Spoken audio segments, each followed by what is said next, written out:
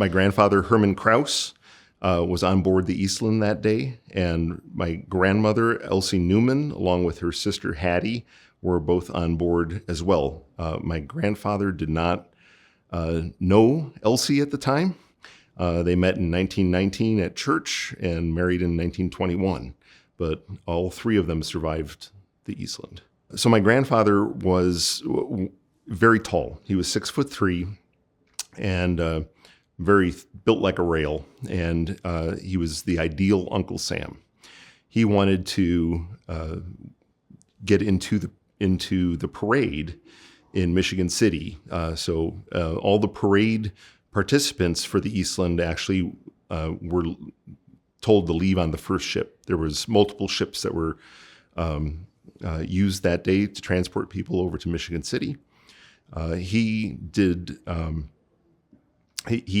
asked his mother, my great-grandmother, to sew an Uncle Sam suit for him.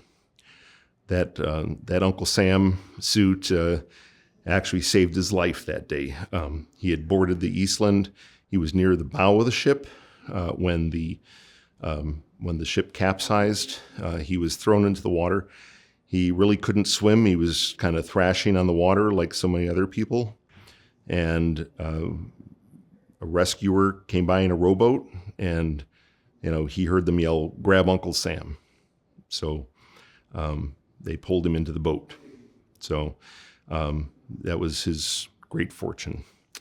My grandmother was on the starboard railing with her sister Hattie, and they were waving to people down on the dock, but there was a light rain, and Hattie had decided that it was too much rain for her hair. So she went into one of the starboard cabins, and as she went into the starboard cabin, my grandmother was still on the railing, waving to friends on the dock and almost kind of taunting them that she had made it onto the ship and they had missed the Eastland. And when according to her story, as she related to me, now my grandfather had passed away before I was born. So everything, his account of the day came from my grandmother. But my grandmother said that the railing was so packed on the ship, and there were so many people on that side of the ship, and then that the ship tipped over. Okay. Well, later on, as I researched the topic, right, I found out that being on the starboard side, waving goodbye to people on the dock, that was the opposite direction that the ship capsized. So if it was so thick on the starboard side, and according to eyewitnesses on the bridge, saying that the entire upper deck was just jam-packed with people, I knew that wasn't the cause. And that kind of set me on my personal journey into researching the Eastland. But she got thrown into the water when the ship capsized, so she ended up landing closer to the center of the river as the ship turned, and she couldn't swim as well. She was trying to tread water, and she had very, very long hair that was up in a bun with combs. And as in all the thrashing on the surface, those combs came out, and she had waist-length hair. So her hair unfurled as she was on the surface. As in her own words, she said, "As I was going down for the third time," which I don't know. I guess that I don't know if that was common myth of that's how many times you go down when you drown, but that was the way she told the story. And she said someone was pulling on her ankles underneath her. And she was wearing the very high-laced, multiple grommet boots that were fashionable in 1915. But she said someone was holding on to her ankles and trying to pull her down.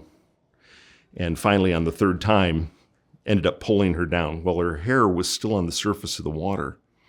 And a rescuer grabbed her hair and pulled her out of the water by her hair. And as they did that, her boots came off. So whoever was below her drowned. But she was taken to shore, where in her bare stocking feet, totally soaked, walked over to the elevated in shock, and went up, got on the L, and went back home to Cicero, and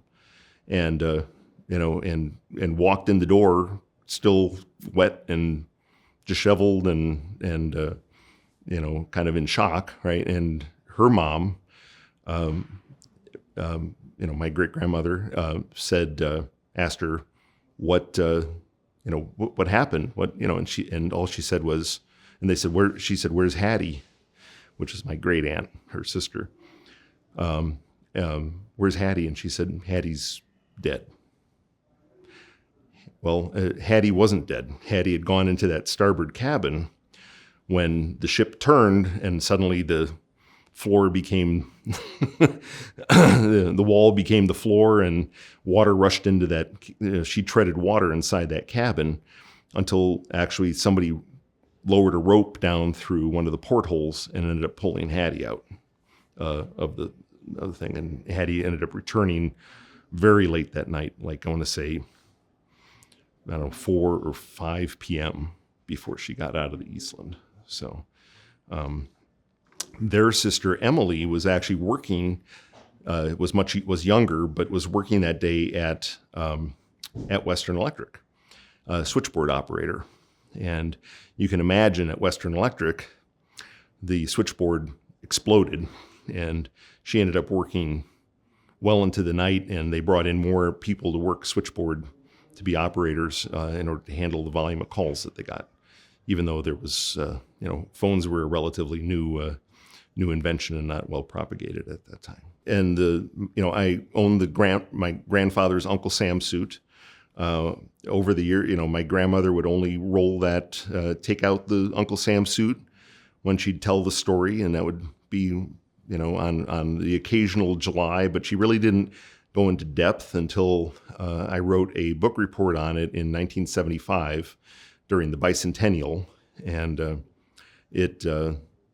and so she got out the Uncle Sam. She unfurled a 1965 article from the parade section of the Chicago Tribune that talked about the 50th anniversary of the Eastland. And I can't remember how many times I read that article. I still have it. Through that point, even in the late 60s, my dad even wore the Uncle Sam suit at parades in Elmhurst, Illinois, as a member of the Elmhurst Safety Council and stuff. So I grew up, knowing this Uncle Sam suit intimately, right? So fast forward to 1982, I actually got to wear, I actually wore the Uncle Sam suit at I'll back up a little bit.